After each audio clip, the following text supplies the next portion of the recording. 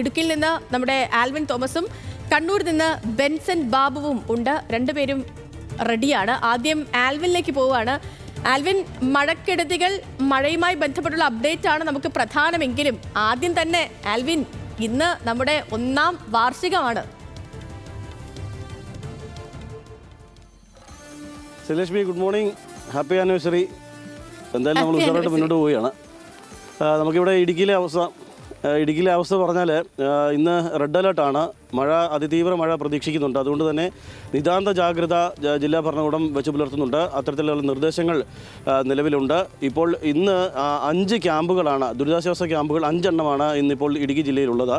അതിൽ 4 എണ്ണവും ഇന്നലെ രാത്രിയാണ് തുടങ്ങിയത്. ദേവികുളം താലൂക്കിലും അതോടൊപ്പം തന്നെ ഇടുക്കി താലൂക്കിലുമാണ് ഈ ക്യാമ്പുകളുള്ളത്. അതുകൊണ്ട് തന്നെ ഈ ക്യാമ്പുകളിലേക്ക് ഈ ഉരുൾപൊട്ടൽ സാധ്യതയുള്ള മേഖലകളിൽ നിന്നുള്ള ആളുകളും അതോടൊപ്പം തന്നെ വീടുകൾ തകർന്നു വീണ അല്ലെങ്കിൽ വീഴാറായ അവസ്ഥയിലുള്ള ആളുകളുമൊക്കെയാണ് മാറ്റിയിട്ടുള്ളത്, ക്യാമ്പുകളിലേക്ക് മാറ്റിയിട്ടുള്ളത്.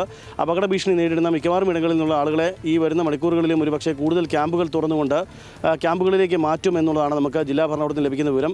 മറ്റൊരു പ്രധാന വിവരം, ഇന്ന് വിദ്യാഭ്യാസ സ്ഥാപനങ്ങൾക്ക്, മുഴുവൻ വിദ്യാഭ്യാസ സ്ഥാപനങ്ങൾക്കും ഇടുക്കി ജില്ലയിൽ കളക്ടർ അവധി പ്രഖ്യാപിച്ചിട്ടുണ്ട്. അതുകൊണ്ട് തന്നെ വിദ്യാഭ്യാസ സ്ഥാപനങ്ങൾ പ്രവർത്തിക്കരുത് എന്നുള്ളതാണ് ആ ഒരു നിർദ്ദേശമായിട്ടുള്ളത്. ഇതിൽ ഏറ്റവും പ്രധാനപ്പെട്ട ഒന്ന് രാത്രികാല നിരോധനമാണ്, യാത്രാ നിരോധനമാണ്. പ്രത്യേകിച്ച് നാഷണൽ ഹൈവേ 85, അതായത് കൊച്ചി ധനുഷ്കോടി ദേശീയപാതയിൽ നേരിമംഗലം മുതൽ അടിമാലി വരെയുള്ള ഇടങ്ങളിൽ രാത്രികാലങ്ങളിൽ 7 മണി മുതൽ രാവിലെ 7 മണി വരെ യാത്രാ നിരോധനം ഏർപ്പെടുത്തിയിട്ടുണ്ട്.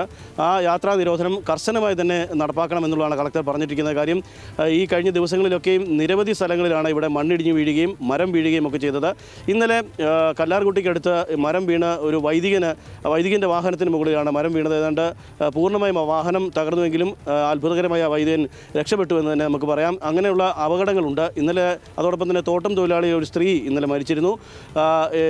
എലിസബത്ത് എന്ന സ്ത്രീയാണ്, തമിഴ്നാട്ട് സ്വദേശിയായ തോട്ടം തൊഴിലാളി. ഇന്നലെ ഉടുമ്പൻചോല ചക്കുവള്ളത്താണ് തോട്ടത്തിൽ പണിയെടുക്കുന്നതിനിടെ വലിയ മരം വീണ.